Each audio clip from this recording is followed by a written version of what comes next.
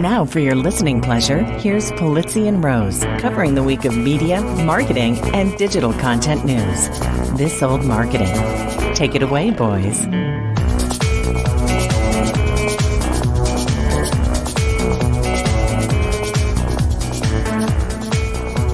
Well, hello, my friends. Welcome to This Old Marketing. I'm on the road, and it's proudly brought to you by the Hubspot Podcast Network, the audio destination for business professionals. See, I'm on the road, and I can't even put my words together. Anyway, I'm Robert Rose, and welcome to episode number 402 for Friday, November 17th, 2023. And with me, as always, my pal, my colleague, and a guy who has his own two-step plan to fund the government, Mr. Joe Polizzi. It's so weird seeing you in a little room. You don't have a suite like you normally do. Like I know when you travel. That's very funny. I mean, you to point out. Yes. You look at. I know you. You're very. You're not always highbrow with everything, but you like your rooms. I do. And you just obviously I can tell you're in Chicago. I can tell by the sirens. You can already hear the sirens, which is already great. Yes, you can. This is real, folks. This is not AI. This is not any kind of fake thing. This is real. I am actually in a hotel room, but I did bring a bit of a setup.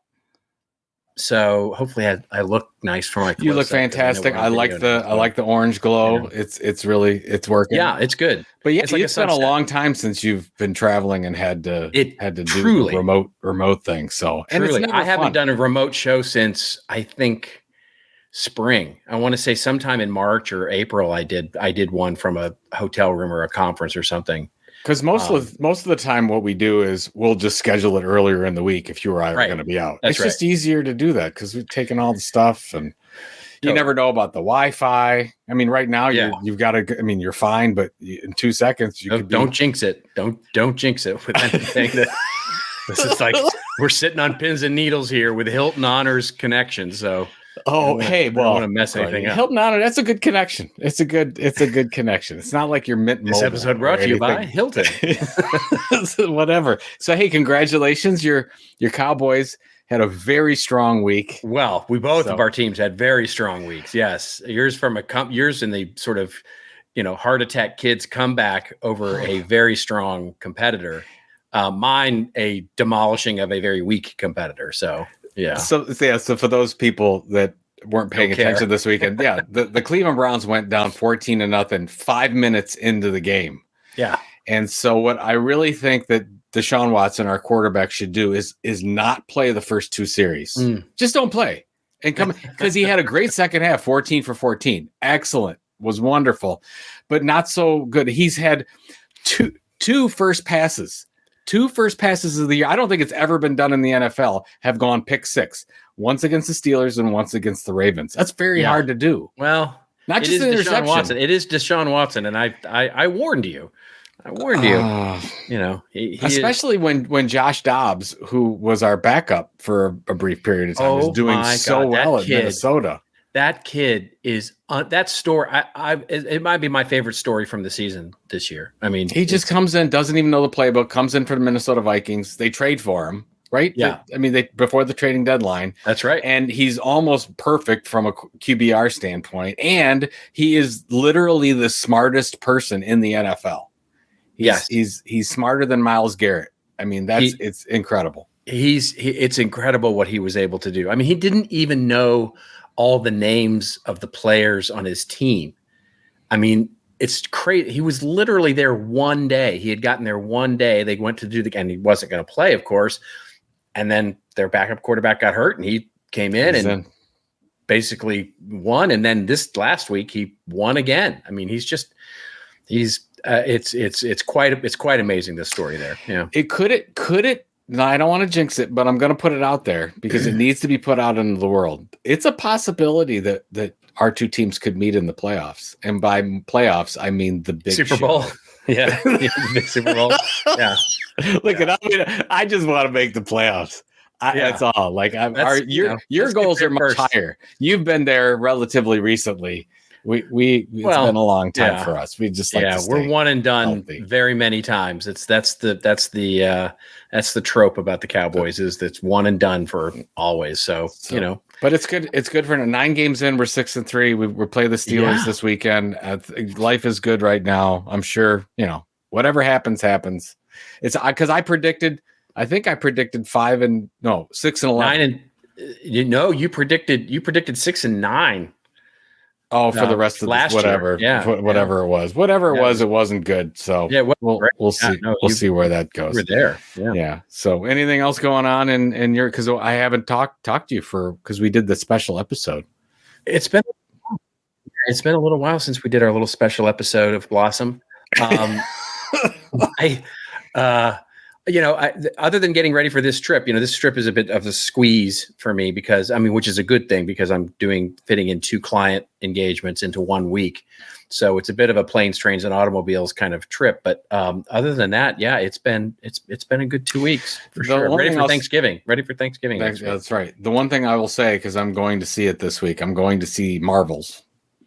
And it should be noted. It should be noted. Yeah. Well, I saw a review that said if you saw the first 32 Marvel Universe movies, you'll know exactly how this one ends. I thought that was so funny. That was in the New York Times. That's a good line. And now it was predicted to be the lowest opening ever at 75 million, and actually did 47 million, which is tragically low on a $250 million budget. Yeah. But I wanted to ask you, because you're so tapped into Hollywood here,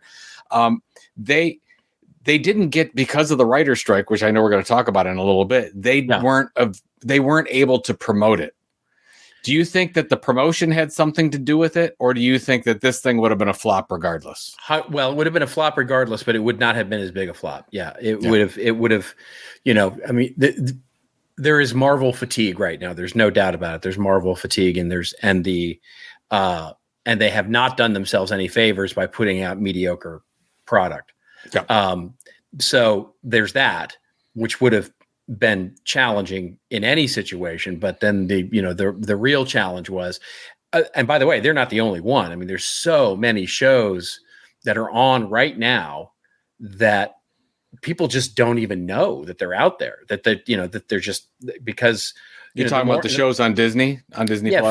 Disney and Disney, Netflix, Max. I'll give you an example. Morning Show, right, which is a fantastic show. Morning Show is on Apple TV, and the new season came out.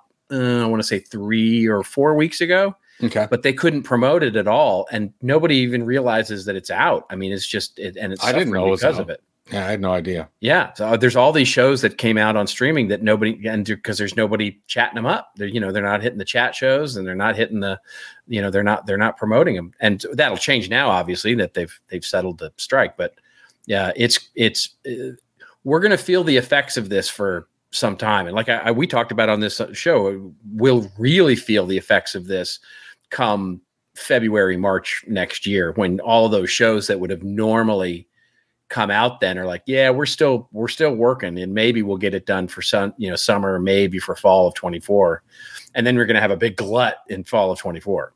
It's crazy even to see, but it's interesting that I don't know if this is Marvel's fault, but I saw a chart that said that action movies are down significantly and comedies are up significantly. Yeah, I wonder if that's just the state of where we are right now in the United States, where we just want a little levity. Just a little levity. We need more Adam Sandler movies. That's what nobody ever said. But of course, I like Adam Sandler. I need more Adam Sandler Mystery 3. I need Murder. I need Billy Madison 2, which actually they should do. Which would be great. But it should be Adam Sandler's kid. Same thing, same exact plot, like the whole exact thing, but just Adam Sandler's the dad. I couldn't even tell you what the plot of an Adam Sandler movie. I've never. Have you seen Happy Gilmore? Fact. I've never seen Happy Gilmore. I've never seen Happy Madison. God. I've never seen whatever the Happy series are. I've never seen any. I have never seen an Adam Sandler film. Yeah, believe it. That explains a lot. How you are. I haven't seen the one where he's like a dad with like the one that's like sort of a boondoggle with him and Chris Rock and. The grown-ups. The grown-ups or whatever, where they just go off and, film a stupid movie in a beautiful location somewhere. I haven't seen any of them. I've never seen an Adam Sandler movie. Yeah, it's funny because I wanna. How about Gems with that one about the No, that one I did want to see. I have not seen it yet, but that's I a did thriller. That's brutal. Yeah. That is not a comedy. Not a comedy. No, it's not an Adam Sandler film per se. You might want to watch Happy Gilmore. I mean, Bob Barker's in it. I don't know. Yeah, I know. I just the whole that stuff just it never appealed to me. That I just never did. So yeah. He makes so much money.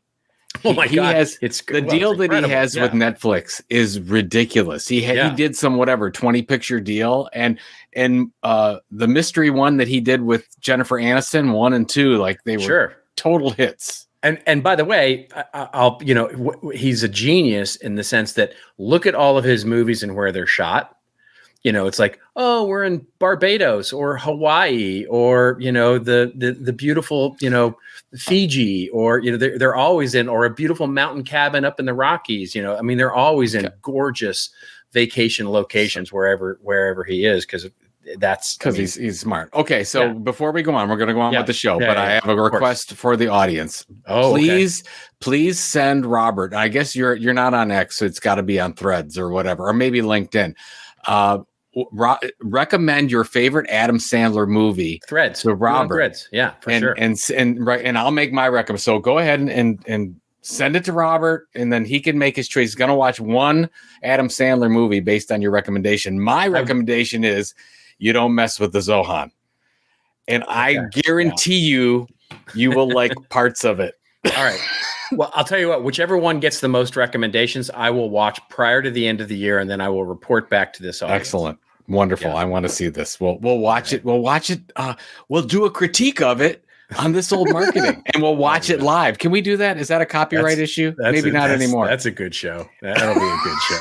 All right. This is going to be great. I can't wait. All right. Let's get to our show here. We've got a good one. The news is coming in fast and furious right now. So we've got a lot to cover. So the actor strike is over. Everybody cheered. So what does it mean? What happened? Once again, there's like the simplicity of breaking this down is just not there. So Joe and I are going to talk a little bit about it now that it's now ratified. It still has to go to the membership for a vote, but that's kind of a rubber stamp at this point. It's gonna be ratified. So the strike is over, and let's talk about it.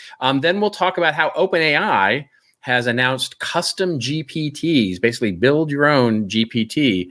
I've built one and can talk a little bit about it and my experience in doing that. And we can talk a little bit about what this might mean for marketing or for content creators all over the world. And then we'll talk about Meta.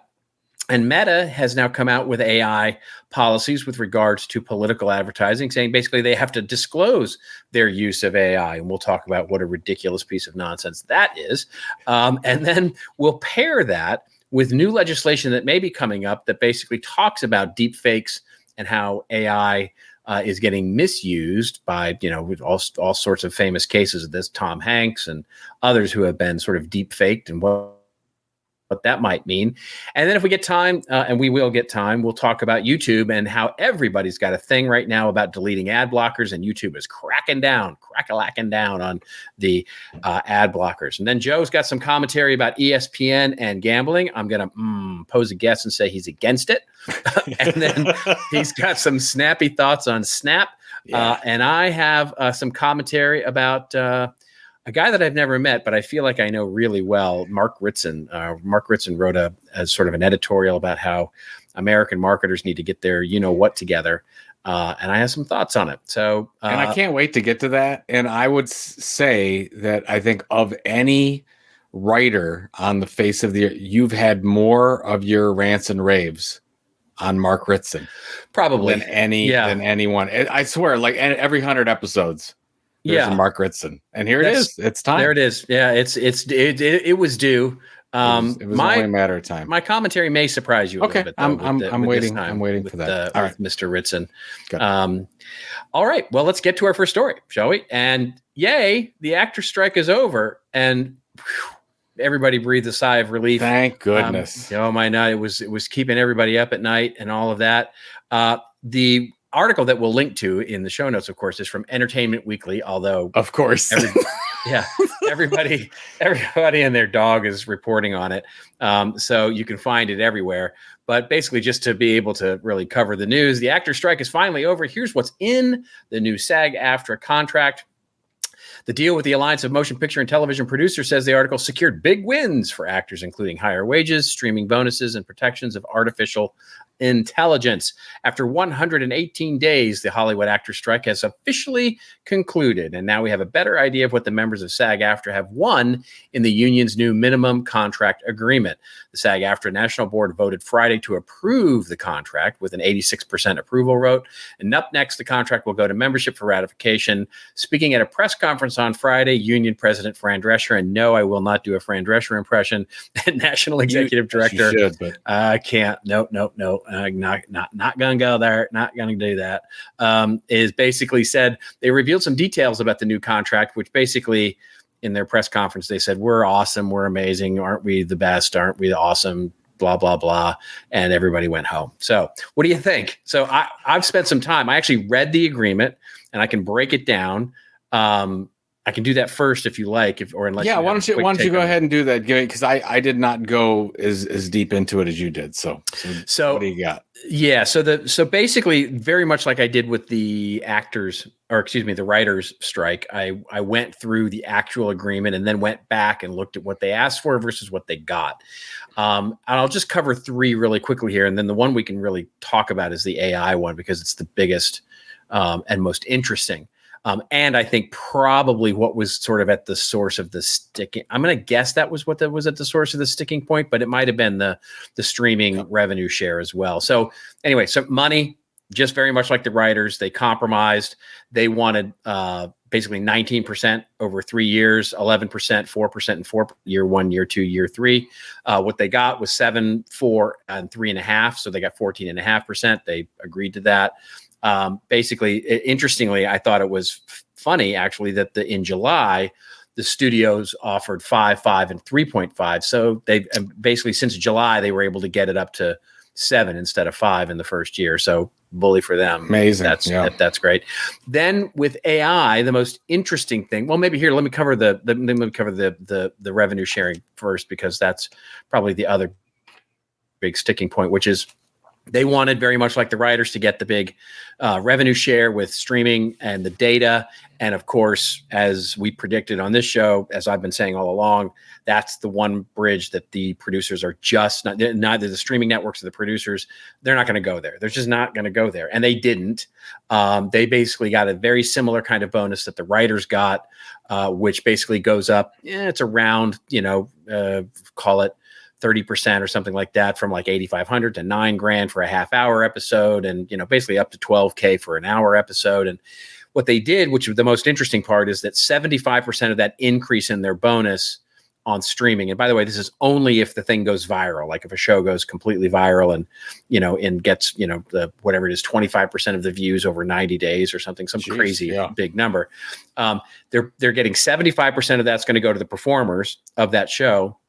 Then 25% of that money is going to the union into a new fund that the union is going to then theoretically spread the wealth. They're going to basically spread the wealth across all of the actors that do streaming and stuff like that. But that sounds like, not to cut you off here, but that sounds like something that might never happen.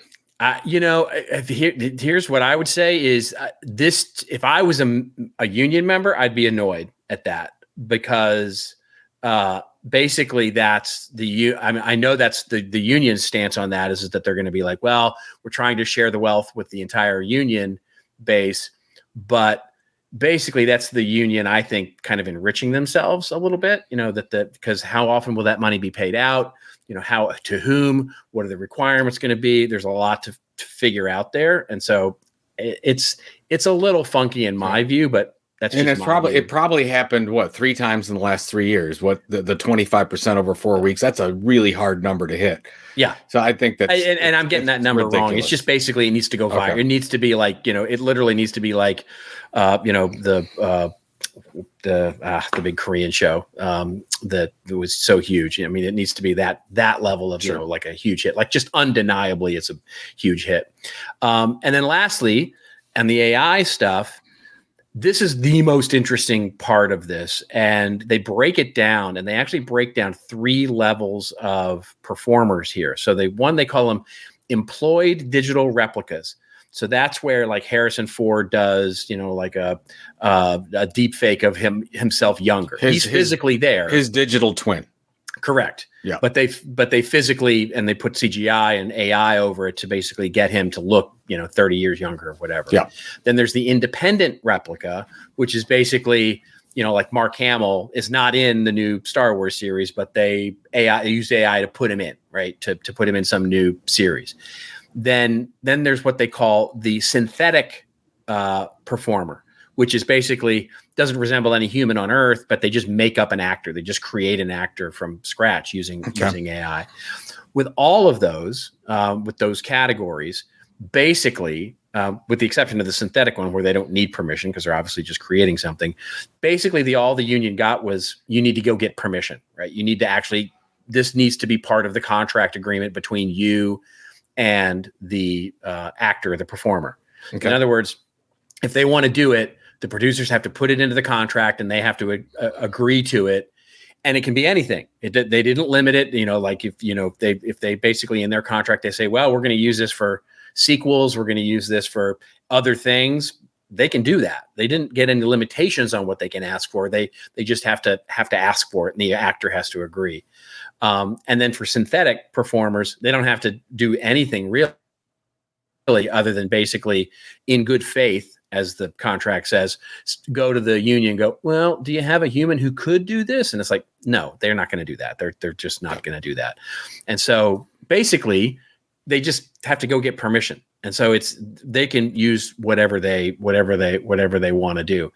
And that's, I think, the most interesting thing about all of this, which is really, it came down to, I don't think the union really got anything here, but I don't know that they were asking for much. I don't even know if they knew what they were asking for. So I think it's a fascinating thing. And so I don't know who won, but I don't think it was as handily as, the producers want it right straight out and the actors want it straight out. I think, again, very much like the writers, this was a low leverage union trying to get the best deal that they could, and they probably got the best deal that they could. It sounds like a big old waste of time. Yes, well, that's honest, from what they again. It was a little bit with. like what John Oliver said about the writer's strike. Is like this kind of should have been settled like in a week. Like not sure what took so long. Everything here seems to be pretty much like, yeah, we're just gonna do the best we can. So there's not a lot of big stuff in there other than the pay raises. Well, the one thing, and you and I both talked about this a little bit on LinkedIn, but I think the AI issue is huge because they're allowing it to happen. It has nothing to do with the residuals or in the agreements or whatever. That's fine. They'll work those out in the details, or they won't, because it really doesn't mean anything. So they're not going to work anything out. But the most important thing is they got permission to say, yes, you can use AI right in the movies. That's all they need. That's all they needed to get. The studios now can do whatever they want, and it will change the face of Hollywood. And I don't think people are 100%. Talking about this enough, where you're going to see, and I don't want to say a loss of jobs. You'll just see technology reign its force throughout the industry, and you're going to see a lot of new positions and a lot of positions that are there right now just go away. I would imagine you won't have a lot of on as many sets as you used to, because you won't need to. You might need more developers than you used to have, because you're going to have that manipulated more. It's almost like when CGI was then accepted and it went crazy, and now CGI is in every movie. I think this is going to be that on steroids. I really believe. I think you're right. And what I would say, even as a bigger impact, is, and this is kind of where if I was part of the rank and file membership, where I would be a little peeved, which is for the big stars, your Julia Roberts or, somebody like that, big, huge stars, Timothée Chalamet, all these big stars, this isn't going to affect them at all. They'll negotiate that right out of their contract, right? They'll negotiate, whatever they want, whatever they think, right? Because if you want those big stars, you're going to have to play ball. But for an up and coming actor, actress, performer, singer, etc., all of a sudden it's like, well, the deal is you get the starring role in this new streaming series, but you're going to sign. You're going to sign away everything to get it, and so it's going to be lots and lots of fraught things. And then what I wrote about this today on my LinkedIn, which is I think this is going to set a precedent and something that we have to pay attention to in product and service brands as well, because how long is it till we see a synthetic replica of, an influencer or an employee? I mean, does this become part of employee contracts now, right? If you hire somebody in marketing, do you all of a sudden, as part of your employment contract, get like, hey, we can use your digital replica to speak on video. And by the way, that goes beyond the terms of your employment. What you're agreeing to is you're going to say nice things about our company through your digital replica forever, as soon as we hire you. And then conversely, for those that have some, power in terms of employment, they can go to their, the potential employer and say, I'm going to negotiate that out. I'm going to negotiate, or I'm going to negotiate a specific rate, or I'm going to negotiate a specific fee structure if you want to use my digital likeness or my digital replica in AI generated content. It's going to get to be a really interesting couple of years here. It's going to be so interesting in influencer agreements specifically, like you're saying, because I could say, hey, I'm not going to spend any time on this, but you can use my digital replica to do X, Y, and Z. I want approval on it, but go. You have rights to use my face and voice as an asset. And it was 6 months, maybe like a year ago, I didn't think this kind of stuff was possible. But as you're doing more in this area, as I'm doing more in this area, I'm learning how the technology is there and can very easily duplicate. Like, it's so funny how I can read a script for a minute or a minute and a half, and now I can put my manuscript in there, and the audiobook is almost perfect. Yeah, it's happening. Really it's scary. Literally, it's present tense. I mean, I've come to an agreement with CMI. They have a technology now that's on all my blog posts on Content Marketing Institute. This is live literally as we speak, where you can go listen to my blog post on CMI, and it's me. It's not me, it's AI, and it's denoted as such. It's actually, there's a disclosure that it's such. But if you know me, you would know that you would kind of know that it's not me. But if you don't know me, it's not pretty damn good. That's not snarky enough. Like not well. No Cowboys references. It's like nothing going on. It's the lack of cursing, probably. But yeah. But the interesting thing, so CMI and I went wide-eyed into this, right? We went hand in hand. We agreed this is the way it's going to work. It's an experiment. Each one of us can turn it off. Blah blah blah. We basically, we looked at it as a joint thing. But some companies won't. Some companies will be like, no, you're employed by us, and this is the way it's going to be. Yeah, it's going to get nasty. It's going to be interesting. All right. Yeah. All right. Well, should we pay some bills? I guess. Let's pay a couple of bills here while we're at it. Yeah. Let's do this. All right. You know what time of year it is, folks. That's right. It's football season, Q4. It is time to close out another year of growth and prep for the next year of revenue. To bring in more business this Q4 and beyond, you need HubSpot Sales Hub. With a smart prospecting workspace, deal management suite, and AI-powered apps, you can take total control of your operation to generate more leads and land more sales. And when you pair Sales Hub with HubSpot Smart CRM, your team will be on the same page across the entire customer journey. Leads won't slip through the cracks, and data is connected across marketing, sales, and operations so you can better measure your impact on the bottom line. Stop sticking to the same old strategies and start closing more deals, because the best time to score is Q4. Make the switch to HubSpot Sales Hub at HubSpot.com/sales. let me tell you about this awesome podcast that I was recently turned on to. It's called Talking Too Loud, hosted by Chris Savage, Wistia's CEO and loudest talker, and is brought to you by the Hubspot Podcast Network, the audio destination for business professionals. This show gets into the minds of entrepreneurs as they share the hilarious, informative, and most challenging aspects of building more human brands. One of my favorite newer episodes is Chris's interview with my friend and fellow podcaster Jay Acunzo.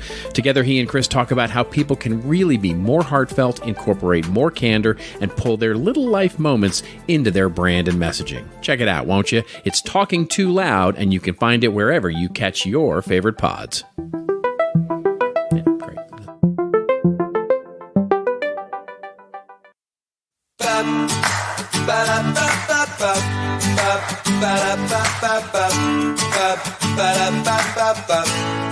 Let me tell you about StreamYard. Yeah, StreamYard. It's the easiest way to create content, and it's right in your browser.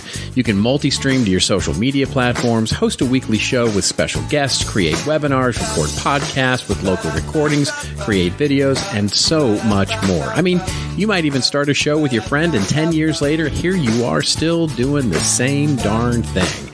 That's right, StreamYard makes it simple to get professional and polished content every single time. Joe and I have been using StreamYard for This Old Marketing and the YouTube channel, as well as live streaming to LinkedIn. We never knew how easy it could actually be. Just go to StreamYard.com/thetilt and receive a lifetime, that's right, a lifetime discount.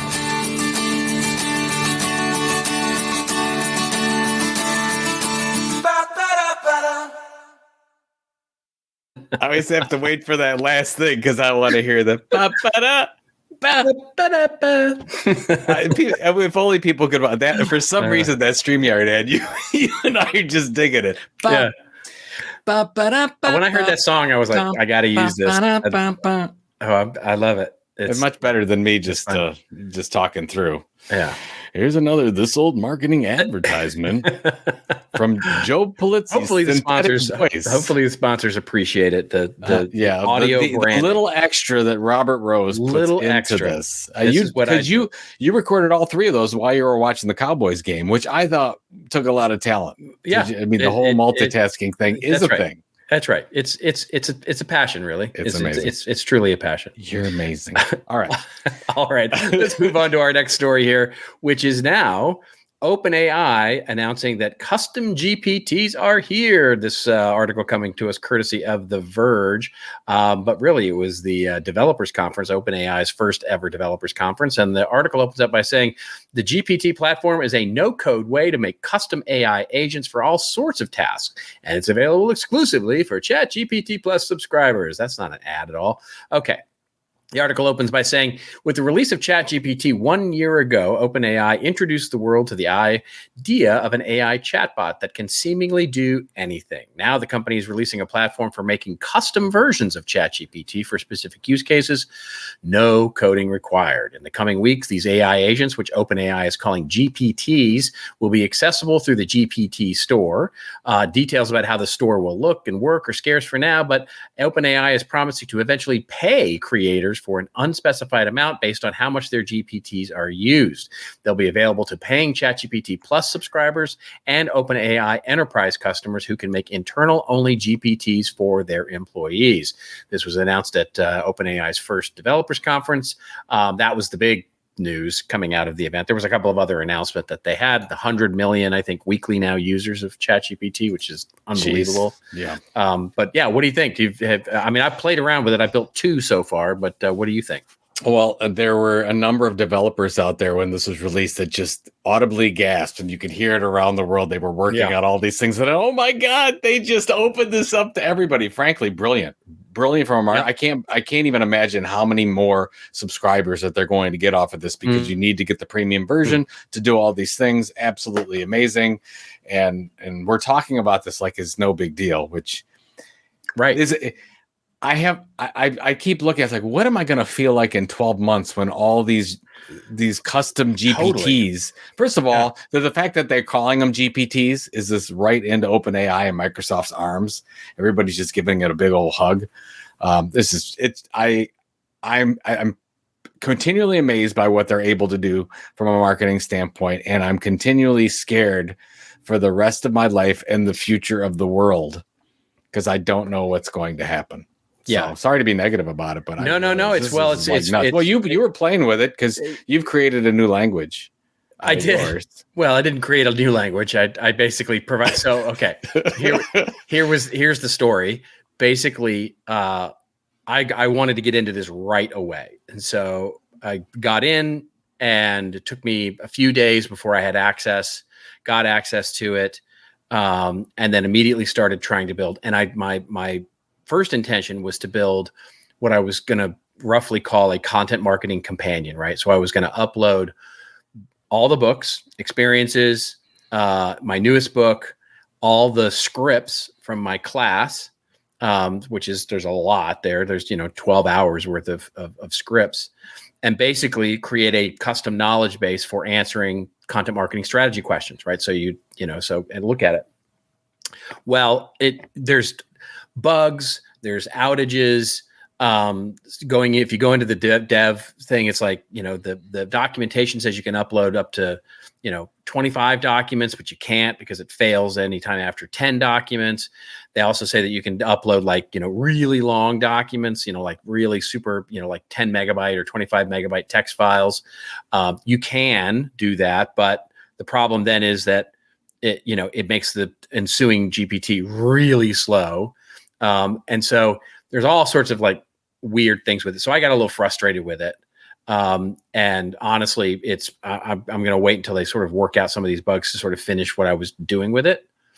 And so basically then I uploaded and built my own Klingon, language tutor. So unbelievable. So with your Klingon, language processor, and all the learnings, do you think this is really going to be a big deal? I do. I think, I actually write a bit for my article and for CMI this week. I actually wrote a little bit about it. I said, I don't think anything like my little content marketing companion or the Klingon language, that's not going to be, those are going to be like, who cares about those stuff? Those are going to be silly. The real interesting ones are going to be internal applications, I think, that leverage big mountains of custom data or things that are agents, right? So the other thing that it can do that we didn't talk about yet is that it can send an email. It can integrate with Canva. It can integrate with Zapier for, if-then statements. And so once it starts to have agency and it can do things like, browse the web, go out and do research, send an email, blah, blah, blah. Now we're starting to talk about some interesting things that can really happen, but that takes a different level of skill. It's not, so there's no no code interface for that. You have to actually know some stuff to do that, right? So it'll be really interesting to see what comes out of it, but the most interesting stuff won't be from guys like me.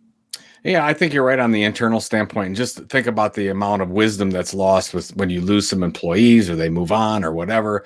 Yeah. I'm wondering if there's a way to continue to use something like this. It's almost like I feel when these things are created, you as an employee, as you learn things, you're going to have to continually upload things into the intranet as we know it, and it will feed this knowledge base and it can just pull up all these things as you go.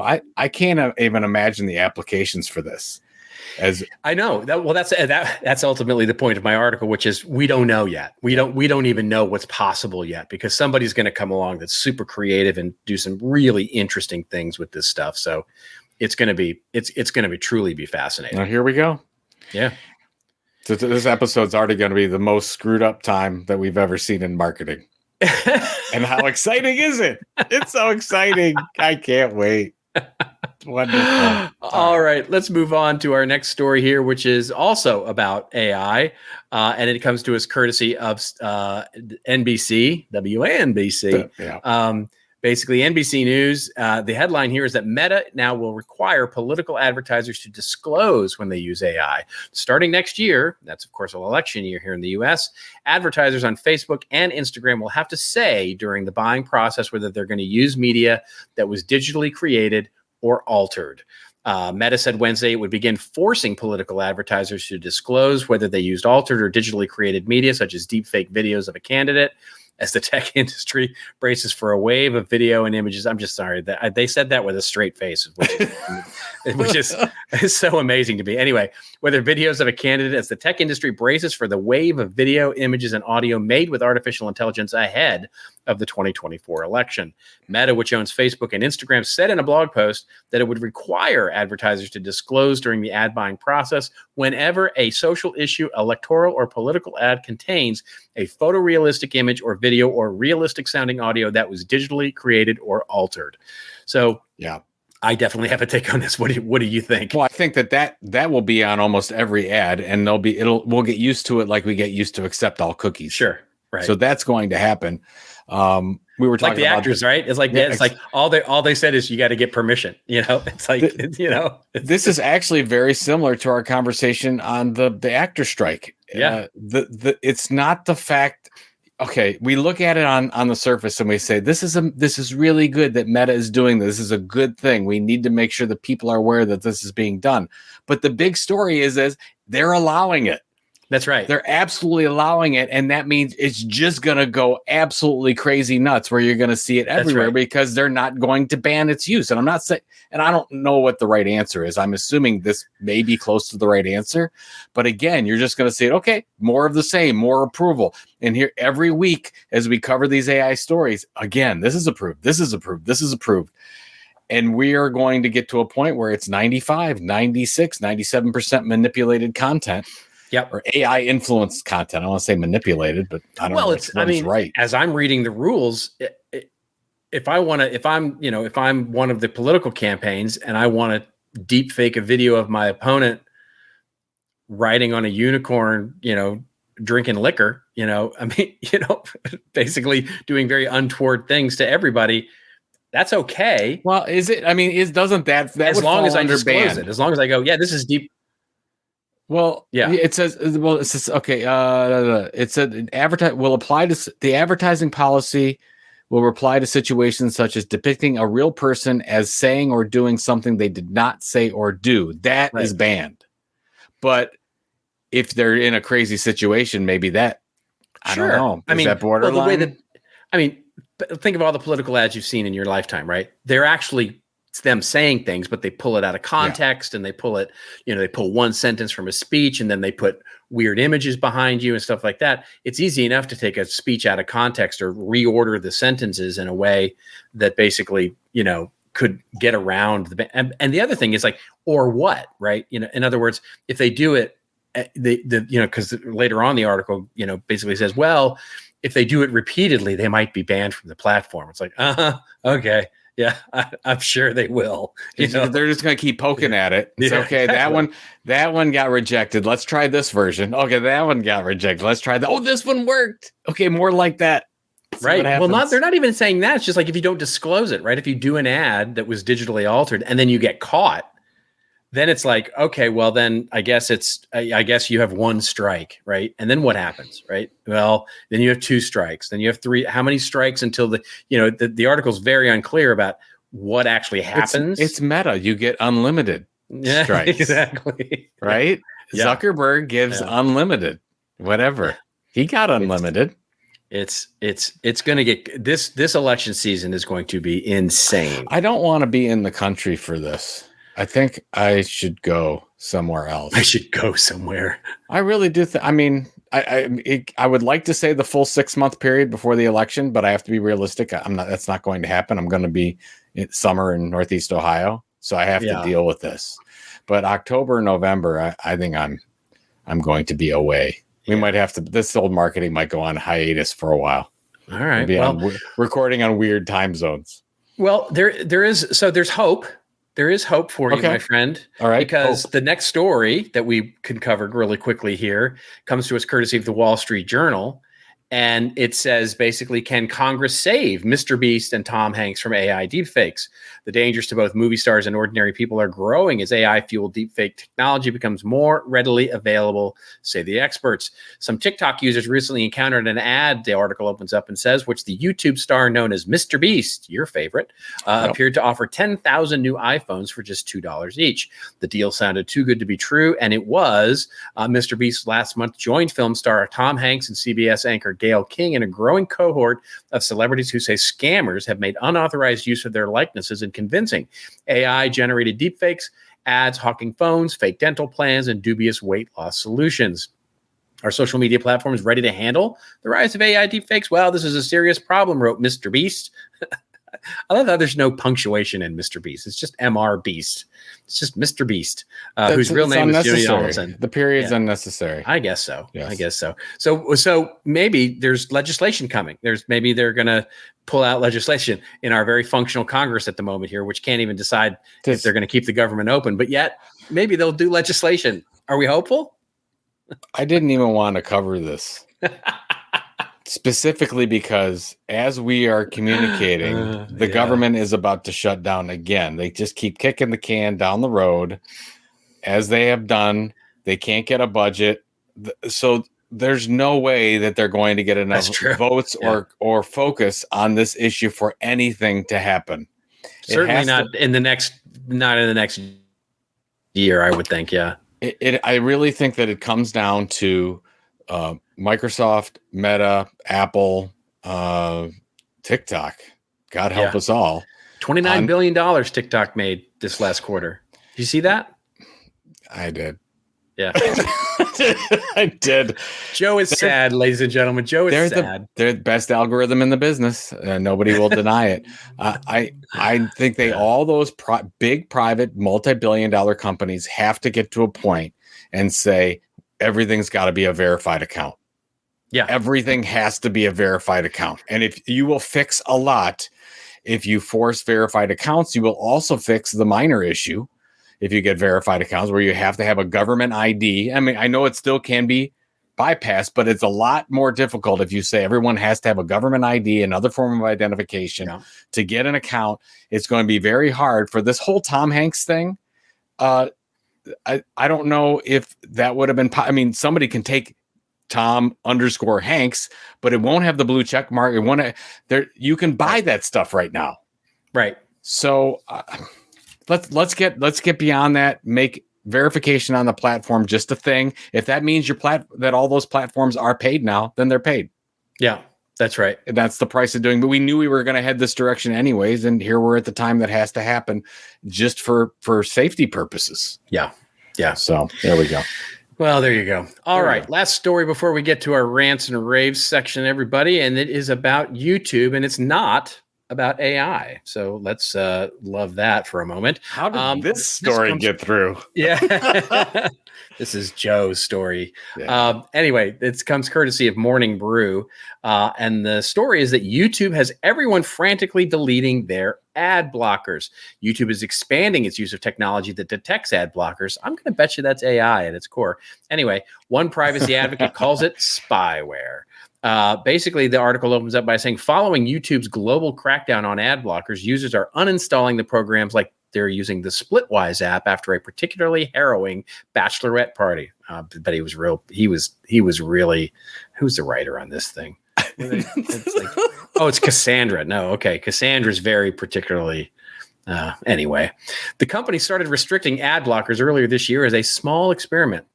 It later confirmed to The Verge that it's expanding the initiative, hoping to motivate users to watch ads or cough up $14 monthly for their YouTube Premium. That led users to delete their ad blocking apps faster than Mr. Beast got trolled for making a video of himself building wells in Africa. She's really going for it here. A Wired report found users are installing and uninstalling different ad blockers at a record rate as they try and find one that YouTube can't detect. AdGuard, one of the biggest players in the ad blocking market, told Wired that it typically sees 6,000 daily uninstalls. But since the crackdown, it's seen 11,000 on average, with a one-day high of 52,000 on October 18th. Meanwhile, privacy advocates are arguing that YouTube can't block you from blocking it. Basically, Alexander Hanf filed a complaint last month, with the Irish Data Protection Commission, alleging that YouTube's detection of ad blockers flouts EU digital privacy law. YouTube argues that using ad blockers on the site violates its terms of service, and that creators rely on ad views to monetize their content. I can see both sides of the equation here, but I would love to get your take on this. Finally, YouTube can do this because they have the technology to do it. And I think you're right. I think AI is playing a hand in this whole thing, and it's brilliant. And I can't imagine the amount of increased revenue opportunities because of this, because they're going to get it either way. They're going to be able to now show their ads, so they get paid that way, or you're going to get a lot of these people that had the ad blockers that literally cannot stand the ads. They cannot stomach it. I have people in my family that cannot stomach watching an ad, will not do it. So they'll end up paying for the premium version. And you're seeing the same things happen with Facebook is doing the same thing in the UK right now, trying this in Europe. So I think that it's brilliant, and I think that we're seeing the last remnants of the ad blockers because the technology is there now that the YouTubes and the Facebooks of the world can deal with it. So there we are.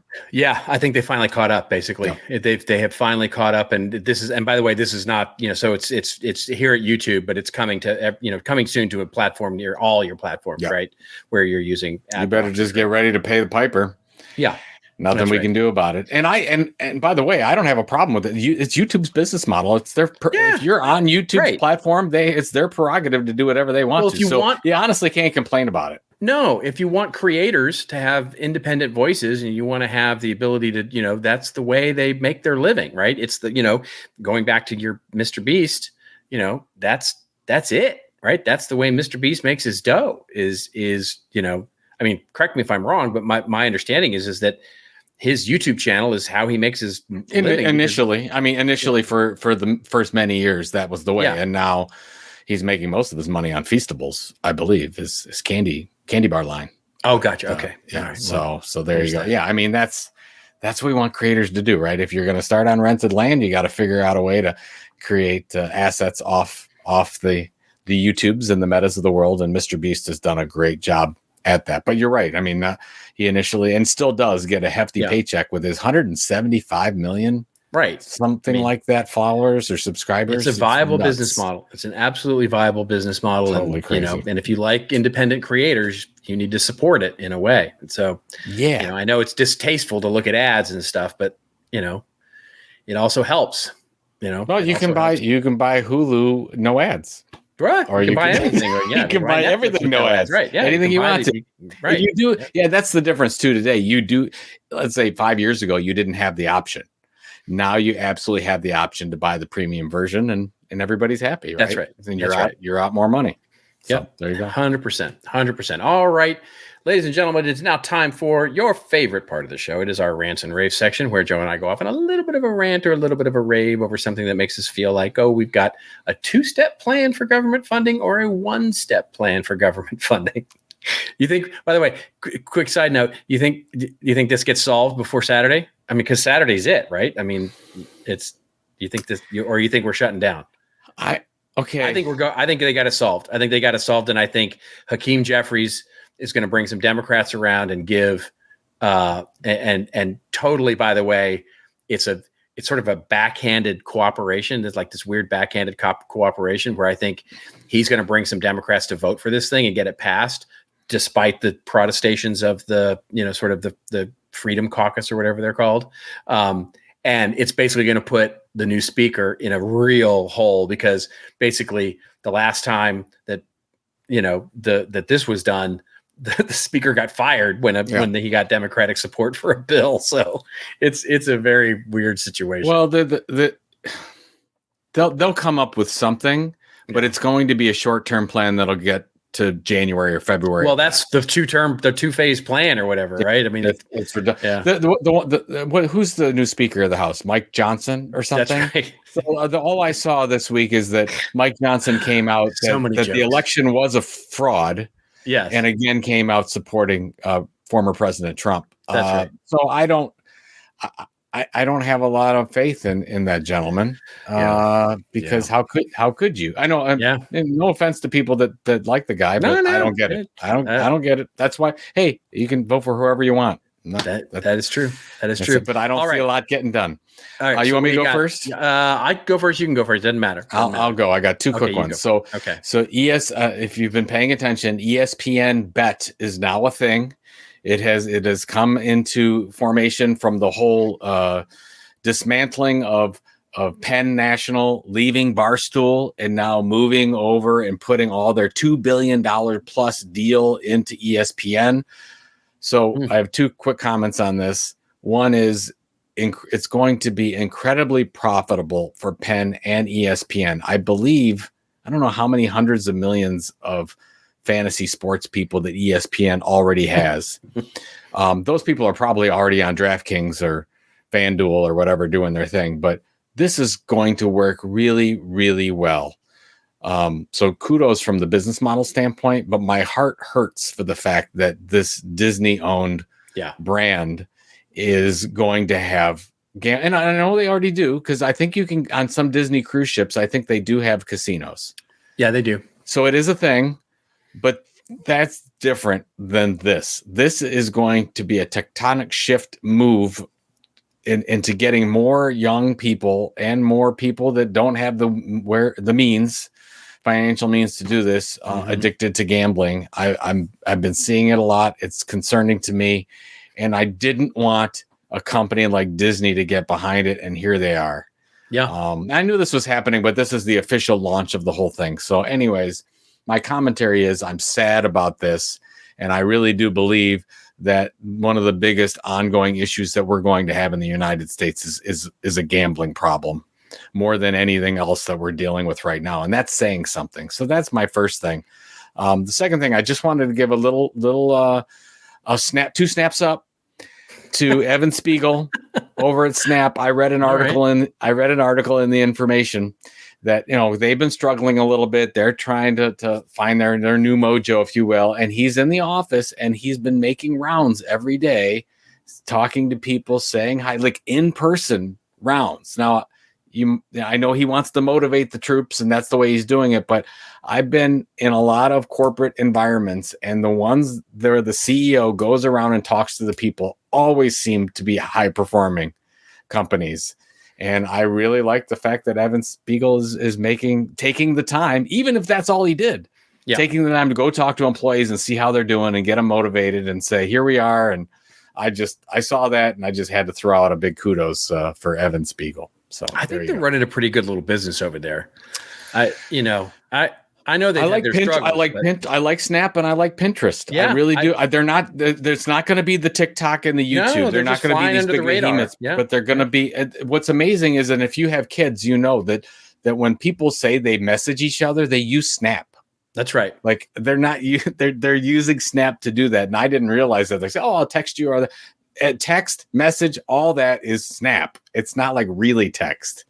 So it's interesting. They've got a lot of users there. It's going to be interesting to see how they continue to monetize that. Indeed. So, yeah, absolutely. What do you got? I want to hear your Mr. All right, Ritson. Here it is. Here it is. So for those of you who don't know, Mark Ritson is he's a columnist, a teacher, thought leader, marketing guy. He's been around for a long, long time, and he's English and works for Marketing Week, which is the UK's big marketing magazine. And he wrote an article. I read his stuff every time it comes out. And as Joe very nicely pointed out, mostly I disagree with it. A lot of it, he's derided content marketing before, and he's said some silly things, and he's a guy who likes to basically ruffle feathers. So there's that, right? There's that whole thing. But he wrote an article, an opinion piece, and the headline is "Effective Ignorance Has Left American Marketing Lagging Behind the Rest of the World." And he makes the point, it's basically an essay where he goes to some length to introduce, and I'll let you read the article and make up your own mind. But basically, he goes to some length to say how much he loves America, how much he loves the being here, and he loves baseball. And he talks about his fondness for all things American. And basically he is deriding the fact that Americans have lost their way when it comes to marketing and marketing effectiveness. And because we've gotten wrapped around the axle of so many different things in his mind, to basically, from everything from social media to not figuring out, what matters in terms of value, where. And so he's talking about the idea that the ignorance that we have for what is really moving the business needle when it comes to marketing is in many ways because throwing our American businesses to be off, global pace, as he says. And basically he says, I'm struck by how much money and time American teams spend on stuff other than understanding marketing properly. Their obsession with multiple pointless tech stacks, ESG, all kinds of things other than marketing. And basically, talking about how many of the great American marketers that he knows have now moved off of marketing because they have such distaste for what modern marketing has become that they basically don't want to do it anymore. And so, and he notes there are some exceptions, McDonald's and P&G, he calls out specifically. But basically, it's a call to action. As he ends the article, he says, look, stop making excuses, open up your minds, learn about effectiveness, as he says, suck at the F up, and get better at marketing again. We miss you. And this time, I have to say, I'm 100% in agreement with him. I'm right there with him. And I appreciate very much the poke, as it were, to American marketers, because I think I agree. Some of the most interesting, innovative strategies that I've seen coming out of marketing these days are coming out of Europe, and they're coming out. The Dutch, they're coming out of they're coming out of Eastern Europe in some cases. They're coming out of the UK. They're coming out of all sorts of places that aren't the U.S. And so I think there's so much room for us to sort of get our what together, and really start to focus in and hone in on what marketing's role really is in the business strategy. And I appreciated very much so it's really a rave more than anything else. So most times I disagree with what Ritson says, but this time I think it's a really good poke in the face. Yeah, I read it. What I thought of. Which is a little bit on base with where this is going. I did a presentation at Marketing Profs a month or so ago, and one of my content marketing forgotten strategies was targeted print distribution. And I asked the room, I said, how many of you actually have print as part of your marketing program? I had one hand in 250 people. Yeah, one hand in 250 people. You go to anywhere in Europe, you'll never see that. You almost always see print as some portion of that integrated marketing strategy. Sure. And that's where I think, to your point and to Mark's point, is like we ran at everything digital and we said, everything else is old school. But the fact is that some of these things really work, and they've worked well for a long time. But we went through went to the disco ball of marketing, if you will. And I'm just using print as an example. There's a lot of other things that, it's funny when you talk about your consulting practice and talk to some of your clients, and most of the time, a lot of your advice is not implemented, even though it's really good advice, because we're chasing other things that aren't necessarily effective marketing. We're so, the frustration that I share that Ritson points out, he doesn't ever say this, but this is me speaking. The frustration that I see is this satisfaction with average, right? Which is, and it's not even really a satisfaction. It's sort of a capitulation to average, right? It's sort of like, we just don't have, and I told this story. I told this story in another setting, but basically this is a real story where I was working with a company, and they were having this big brainstorming meeting about this really cool project that they want to do. Big initiative, big campaign, big creative, out of the box idea, included all kinds of different kinds of channels for the content and all that kind of stuff. And then basically they came in and said, we can never do it, right? It's too big. It'll take too long. The investment's over 2 quarters. We can't show that investment over 2 quarters. We have to show results this quarter. And then literally a VP came in at some point and said, hey, can't we, and half jokingly, it was half jokingly because they actually did do this, but half jokingly said, can't we just run this through ChatGPT and get the 70%, version of it? And somebody said, yeah, let's try that. And it's like, that's where we are these days. We're sort of, acquiescing to this 70% version or the 60% version of these cool, interesting, creative thinking ideas because we're trying to just keep average. We're just trying to not fall below the bell curve. And that's, to me, a lack of creativity. It's a lack of innovation, and it's a lack of basically intestinal fortitude, right? So I would also call it I would also say it's the check the box mentality. Yeah, exactly. That's exactly check. Right. We're doing that. We're on social. Right. We're on doing marketing. It's the we blog. did the thing. Yep. We're producing 14 pieces of content per month. It's good. Fine. Leads are good. We're growing 3% per year. Let's go home. Right. Yeah. That's when you get out the value of the New York Times is not based off the amount of content they create.